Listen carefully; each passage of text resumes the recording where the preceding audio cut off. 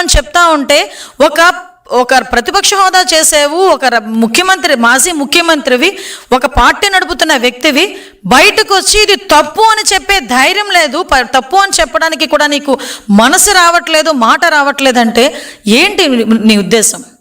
అధికారంలో ఉన్నప్పుడు doctor Sudhakar mask అడిగిన పాపానికి డాక్టర్ సుధాకర్ని ఆ రోజు చచ్చిపోయే పరిస్థితి తీసుకొచ్చావు.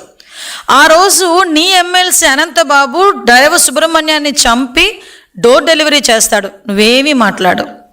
అమర్నాథ్ గౌడ్ అని ఒక చిన్న పిల్లోడు తన అక్కని ఎందుకు ఏడిపించారని అడిగితే నడి రోడ్డు మీద పెట్రోల్ వేసి తగిలిపెట్టేసిన రోజు నువ్వు మాట్లాడు.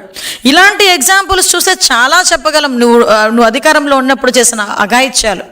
మళ్ళా తిరిగి 11 సీట్లకి ప్రజలు ఇచ్చినా కూడా ఈ రోజుకి కూడా బుద్ధి లేకుండా, కనీసం మార్పు లేకుండా తిరిగి ఇంకొక రకమైన ఉన్మాదానికి తీసుకొచ్చి యువతని బలి చేసే పరిస్థితి ఈరోజు తీసుకొస్తున్నావంటే అసలు నేను ఒకటే చెప్తున్నా, అసలు నువ్వు మనిషివేనా అని అడుగుతున్నా.